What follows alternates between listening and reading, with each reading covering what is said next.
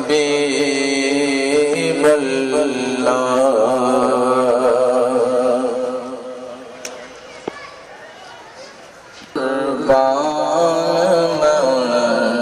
की बख्शिश के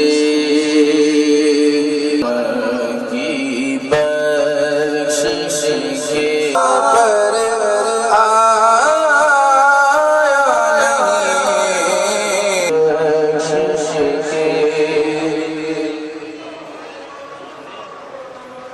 कुर्बान